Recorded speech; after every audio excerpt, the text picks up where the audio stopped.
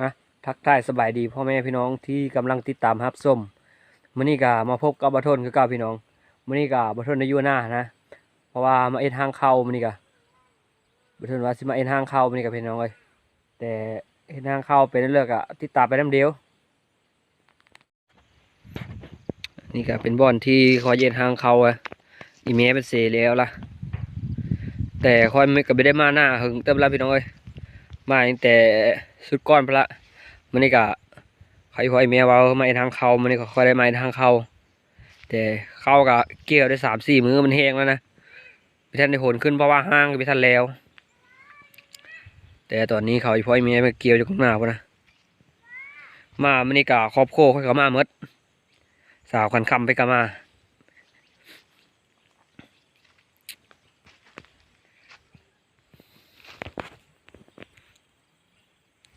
ไปเพื่อนล่ะไม่ทางเข้าเฉพาะบ่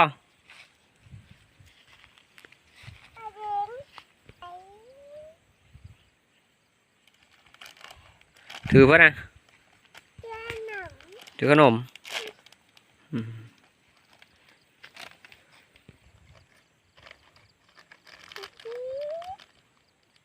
ม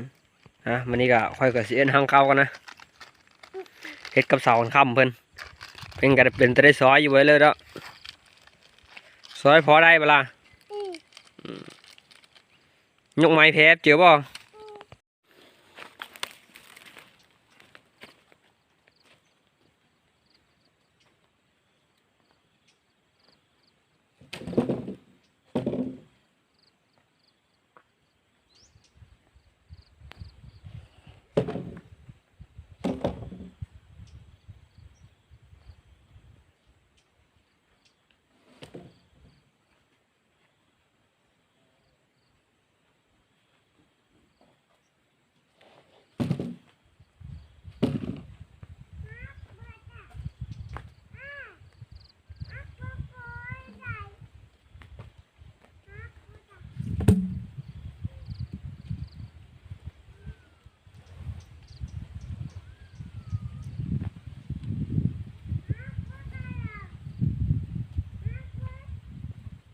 เรื่องหักอะไร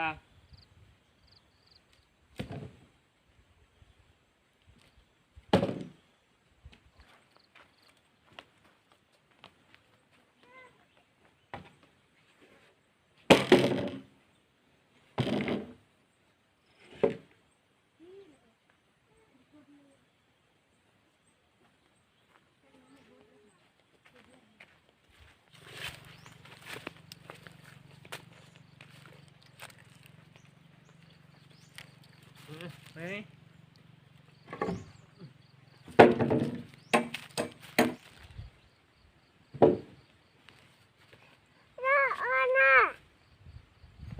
เนาะเพื่อน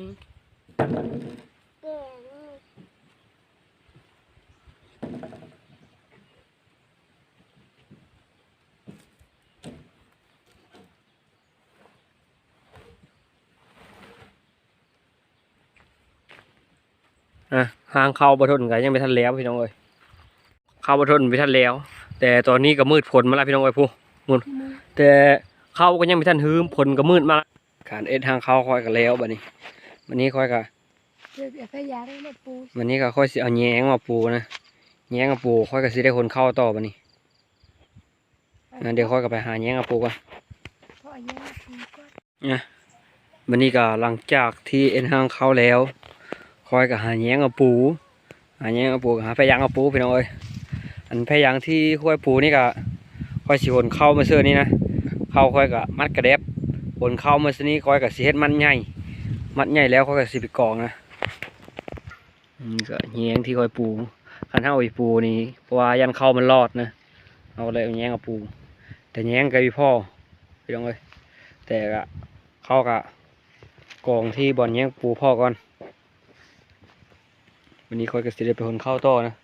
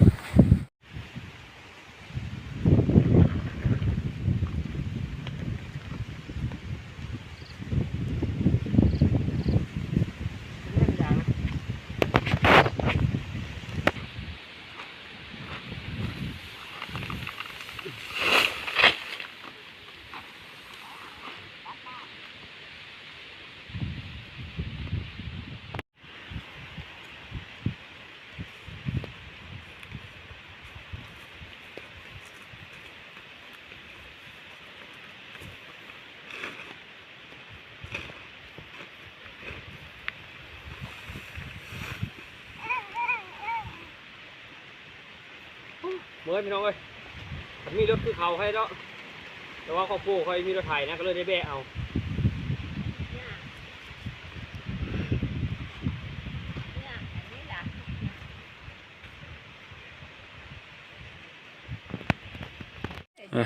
เมื่อนี้ก็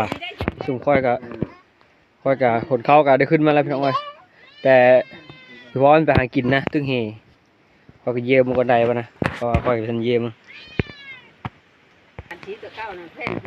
พอไปตึ้งเฮค่อยก็ยังทันเยี่ยมนะเดี๋ยวเยี่ยมก่อนได้ปะนะ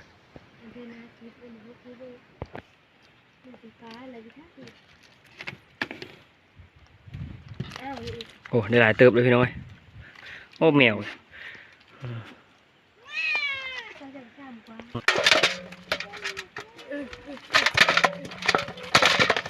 โอ้ได้หลายเลยพี่น้อย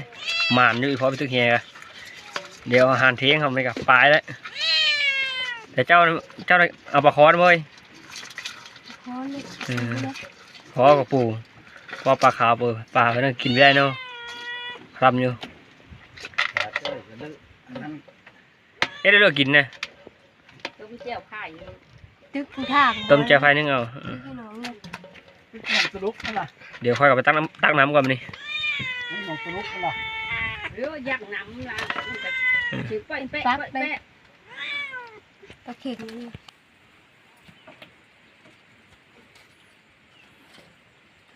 เขาใหญ่ปลาคือปลาป่อยไว้เนี่ยปลาน้อยใหญ่ปลาแม่น่ะพอนะปลาบ่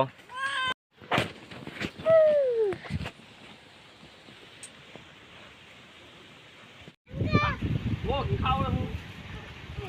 ไหนพวกข้าวไหม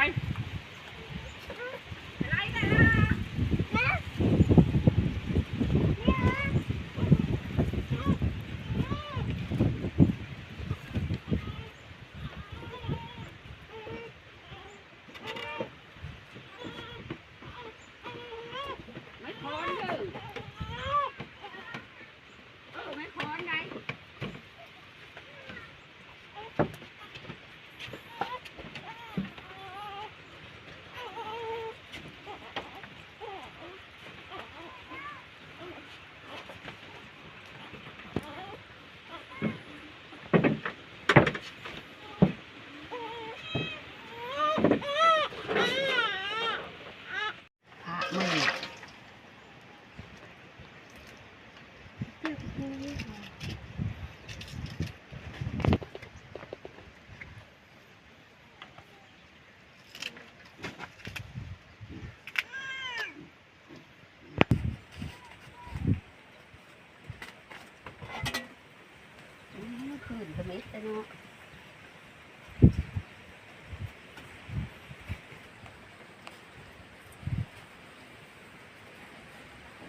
เกี่ยวเขาก็ไป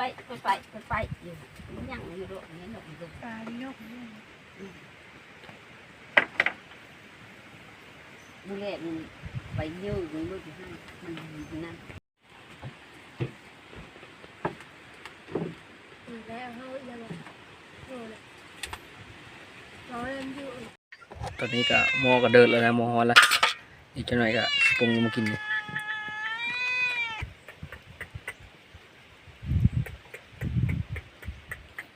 อีกจังหน่อยก็ปรุงลงไปกินนะเพราะว่าเคยสุกแล้ว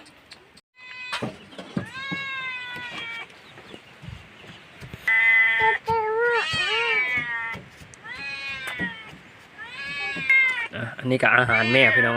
อันนี้ก็อาหารแม่พี่น้องเลยปลามันก็อยากแมวเยอะกว่าแมวก็อยากกว่าแมวนะนี่ก็อาหารเราตักแล้วเรียบร้อยแล้วนะ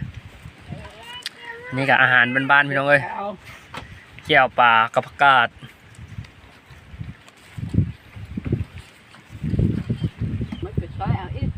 มาพี่แม่พี่น้องกินข้าวบ้านนี้กินข้าวงามเดียวอ่ะปนปลากับผักกาดน้องเข้ากันเนาะเข้ากับเจ้าปลาประกาศ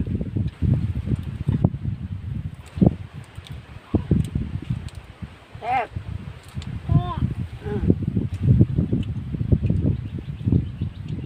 อาหารบ้านนอก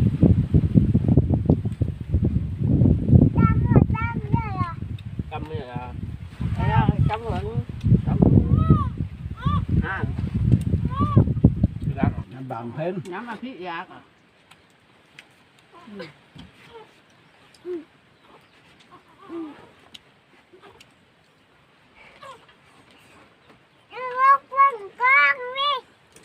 โอ้ยถูกป้องนาดิ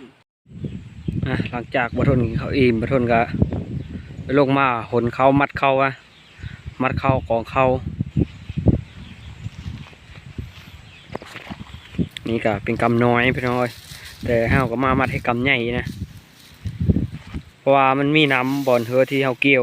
เฮาก็เลยเห็นมัดน้อยมัดกระเด็บเพราะว่าเฮาอาศัยห้อยไว้ตามต่อเฟืองนะนับจากมันน้อยเฮาก็มาเห็นมันใหญ่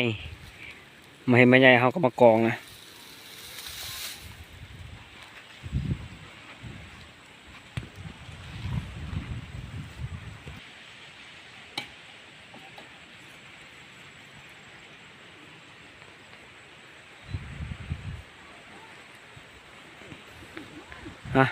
แต่สำหรับคลิปนี้ก็เอาสำนี้ก่อนพี่น้องบ่ทนสิคอตัวไปขนเข้าอีกก่อนเพราะว่าเข้าก็ยังไม่ทันแล้วนะแต่สำหรับคลิปนี้บ่ทนขอถ่ายสำนี้ก่อนนะพี่น้องแต่สำหรับคลิปนี้ก็เอาสำนี้ก่อนขอขอบขอบใจผู้ติดตามนะครับส้มแล้วก็ขอขอบขอบใจผู้ที่ให้กำลังใจบ่ทนตลอดเนาะที่คอมเมนต์มาที่คอยให้กำลังใจบ่ทนขอขอบขอบใจน้ำลายคลิปหน้าวิดีโอหน้าพอกับบ่ทนใหม่แต่สำหรับคลิปนี้วิดีโอนี้บ่ทนขอกล่าวคำว่าสบายดี